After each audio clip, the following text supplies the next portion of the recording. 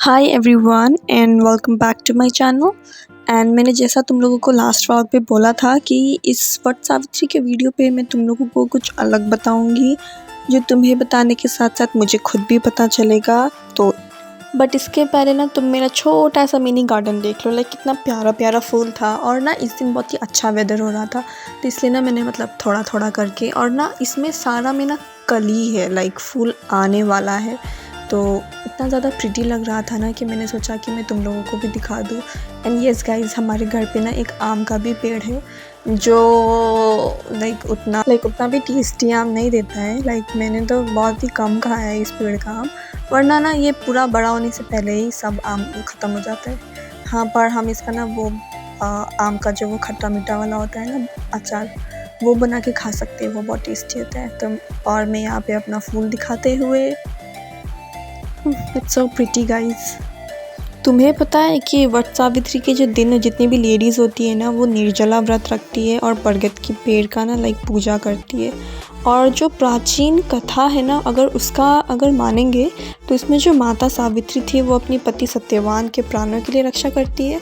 तो आगे मैं उसका भी स्टोरी बताऊंगी, बट अभी तो ना मैं फ़िलहाल मम्मी को आलता लगा रही थी, देखो। एंड ऑफ कोर्स आज वट सावित्री की पूजा है, तो मम्मी ने भी फास्ट रखा था, एंड मम्मी उसी का पूजा वगैरह का तैयारी कर रही थी। और एंड हमने भी हेल्प किया, लाइक मैंने और दीदी ने पूजा का काम पे हेल्प किया, और मम्मी के साथ हम पूजा देखने भी गए थे। वो तुम्हें आगे वीडियो पे देखने को मिलेगा। बट ऐसा ना वीडियो मैं सोचती हूँ ना कि बीच बीच पे बनाऊँ, ताकि ना तुम्हारे साथ साथ मुझे भी पता चले और मेरे थ्रू तुम्हें भी पता चले कि एक्चुअली में ये जो हम लोग पूजा वगैरह करते हैं, इतना सारा फेस्टिवल्स जो होता है, उसके पीछे का कारण क्या है, लाइक हम क्यों करते हैं। एटलीस्ट जब तुम्हें कारण पता चल जाएगा ना, तो उस पूजा को तुम और अच्छे से एंजॉय कर पाओगे, एंड तुम्हें रीज़न पता होगा ना कि वो क्यों करते हैं, और तुम्हें और अच्छे से समझ पाओगे। एंड मीनवाइल ना मैं मम्मी को यहाँ पे चुन्नी पहना रही थी, क्योंकि she was looking so pretty, बहुत ज़्यादा सुंदर दिख रही थी, एकदम नया दुल्हन जैसा। इस टाइम पे ना मैं वीडियो बनाने में बिज़ी थी, बट मम्मी मुझे पूछ रही थी कि जा बाहर जाकर देख के कि सब लोग ने पूजा स्टार्ट किया कि नहीं किया। एंड आई वॉज लाइक ठीक है, चलो मैं चलती हूँ, बाय। अब यहाँ से पूजा स्टार्ट होता है, तो अब आगे तुम वीडियो पे देखोगे कि पूजा का पूरा प्रोसेस क्या है, विधि के साथ जो करते हैं वो क्या है, और साथ ही साथ तुम कथा भी सुनो, ताकि तुम्हें और ज़्यादा अच्छे से समझ में आए। इसलिए ज़्यादा टाइम वेस्ट नहीं करके सीधा स्टार्ट करते। तो आज वट सावित्री का पूजा था, बट मैं खुद भी यही सोच रही थी कि आखिर ये पूजा क्यों करते हैं, तो चलो साथ में जानते हैं, ठीक है। तो शुरुआत से कहानी ये है कि भद्र देश के एक राजा थे, जिनका नाम अश्वपति था। भद्र देश के जो राजा थे अश्वपति, उनका कोई संतान नहीं था। उन्होंने ना संतान की प्राप्ति के लिए मंत्रोच्चारण के साथ साथ प्रतिदिन 1 लाख आहुतियाँ किया था। 18 वर्षों तक ये चीज़ जो है ना कंटिन्यू चल रहा था।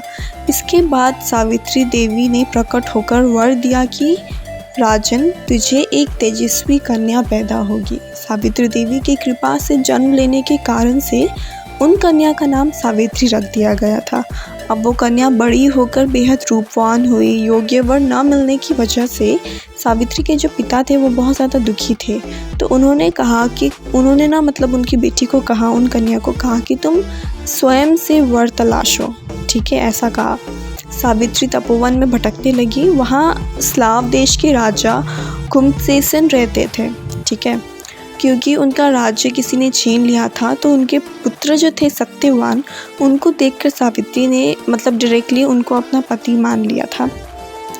ऋषिराज नारद को जब ये बात पता चली, तो उन्होंने राजा अश्वपति के पास पहुंच गए और उन्होंने कहा, हे राजन, ये क्या कर रहे हैं आप? सत्यवान गुणवान है, धर्मात्मा है और बलवान भी है, बट उसकी आयु जो है वो बहुत छोटी है, वह अल्पायु है। 1 वर्ष के बाद ही उसकी मृत्यु हो जाएगी। ऋषिराज नारद की बात सुनकर राजा अश्वपति घोर चिंता में डूब गए। सावित्री ने उनसे कारण पूछा, तो राजा ने कहा, पुत्री, तुमने जिस राजकुमार को अपने वर के रूप में चुना है वह अल्पायु है। तुम्हें किसी और को अपना जीवन साथी बनाना चाहिए। तो इस पर आप क्या जानते हैं सावित्री ने क्या कहा? उस पर सावित्री ने कहा, पिताजी, आर्य कन्याएं अपने पति का एक ही बार वरण करती है। राजा एक ही बार आज्ञा देता है और पंडित एक ही बार प्रतिज्ञा करते हैं और कन्यादान भी एक ही बार किया जाता है। सावित्री हट करने लगी और बोली कि मैं सत्यवान से ही विवाह करूंगी। राजा अश्वपति ने सावित्री का विवाह सत्यवान से कर दिया। अब सावित्री अपने ससुराल पहुंचते ही अपने जो सास ससुर थे उनकी सेवा करने लगी। समय वैसे ही नॉर्मली बीतता गया। नारद मुनि ने सावित्री को पहले से ही सत्यवान की मृत्यु के बारे में बता दिया था और दिन जैसे जैसे करीब आ रहा था सावित्री अधीर हो रही थी। उन्होंने 3 दिन पहले से ही उपवास करना शुरू कर दिया था। नारद मुनि द्वारा कथित निश्चित तिथि पर पितरों का पूजन भी किया उन्होंने। हर दिन की तरह सत्यवान उस दिन भी लकड़ी काटने जंगल चले गए थे। साथ में उस दिन सावित्री भी गई। जंगल में पहुंचकर सत्यवान लकड़ी काटने के लिए एक पेड़ पर चढ़े थे। तभी उसके सिर पर बहुत एक तेज दर्द होने लगा। दर्द से व्याकुल सत्यवान पेड़ से नीचे उतर गए। सावित्री अपना भविष्य जान गई थी कि अब क्या होने वाला है। सत्यवान के सिर को गोद में रखकर सावित्री सत्यवान का जो सिर है वो सहलाने लगती है। तभी वहाँ यमराज आते दिखते हैं। यमराज अपने साथ सत्यवान को ले जाने ही लगे थे। सावित्री भी उनके पीछे पीछे चल पड़ी।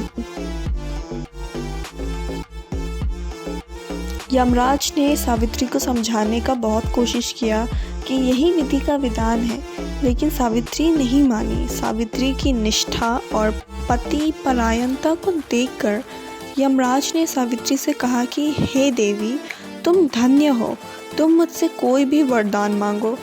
तो सावित्री ने कहा कि मेरे सास ससुर वनवासी और अंधे हैं, उन्हें आप दिव्य ज्योति प्रदान करें। यमराज ने कहा कि ऐसा ही होगा, जाओ अब लौट जाओ। लेकिन सावित्री अपने पति सत्यवान के पीछे पीछे चलती रही। यमराज ने कहा, देवी तुम वापस जाओ। सावित्री ने कहा, भगवान मुझे अपने पतिदेव के पीछे पीछे चलने में कोई परेशानी नहीं है, पति के पीछे चलना मेरा कर्तव्य है। यह सुनकर उन्होंने फिर से उसे एक और वर मांगने के लिए कहा। सावित्री बोली, हमारे ससुर का जो राज्य है वो छिन गया है, उसे पूर्ण वापस दिला दे। यमराज ने सावित्री को यह वरदान भी दे दिया और कहा कि अब लौट जाओ पुत्री। लेकिन सावित्री पीछे पीछे चलती रही। यमराज ने सावित्री को तीसरा वरदान मांगने को कहा। इस पर सावित्री ने 100 संतानों और सौभाग्य का वरदान मांगा। यमराज ने इसका वरदान भी सावित्री को दे दिया। सावित्री ने यमराज से कहा कि हे प्रभु, मैं एक पतिव्रता पत्नी हूँ और आपने मुझे पुत्रवती होने का आशीर्वाद दिया है। यह सुनकर यमराज को सत्यवान के प्राण छोड़ने पड़े। यमराज अंत ध्यान हो गए और सावित्री उसी वट वृक्ष के पास आ गई जहाँ उसके पति का मृत शरीर पड़ा था। सत्यवान जीवंत हो गया और दोनों खुशी खुशी अपने राज्य की ओर चढ़ पड़े। दोनों जब घर पहुँचे तो देखा कि माता पिता को दिव्य ज्योति प्राप्त हो गई है और इसी प्रकार सावित्री और सत्यवान चिरकाल तक राज्य सुख भोगते रहे। सो गाइस, इसी के साथ ये कथा यहाँ पे ख़त्म होता है। मैंने तुम लोगों को बहुत ही शॉर्ट में बताने का ट्राई किया है कि एक्चुअल में ये पूजा क्यों करते हैं और इसका क्या कारण है। आई होप अगर तुम लोग इस यहाँ तक वीडियो के यहाँ तक पहुँच गए हो तो प्लीज़ कमेंट पे बताना कि तुम लोगों को ये वीडियो कैसा लगा। कुछ नया ट्राई किया है तो ऑब्वियसली मैं जानना चाहूँगी कि इसके रिलेटेड और कैसा वीडियोस हम लोग बना सकते हैं या फिर किस टॉपिक पे तुम लोग जानना चाहोगे, तो मैं शायद ट्राई करूँ उस पर वीडियो लेके आने का। इतना सारा फेस्टिवल्स होता है ना, तो इसका कारण क्या है, मे भी तुम लोग अगर जानना चाहोगे तो मैं एक नया वीडियो भी बनाऊँ। एंड इसी के साथ तो गाइस, अब तुम आगे ये वीडियो एंजॉय करो एंड वीडियो लाइक शेयर और सब्सक्राइब करना मत भूलना। इट्स 321 गाइस, हमें जल्दी 350 करना है। 350 टारगेट है। प्लीज़ शेयर करो एंड सब्सक्राइब करो एंड ये वीडियो एंजॉय करो कि कैसे क्या पूजा हो रहा है एंड या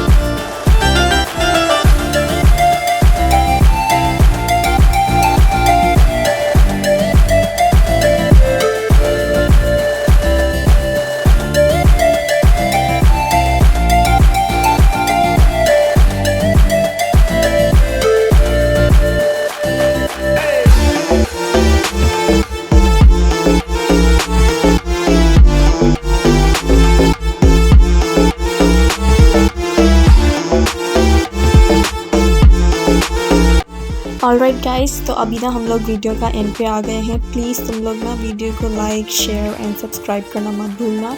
मिलते हैं नेक्स्ट वीडियो पे। Okay bye.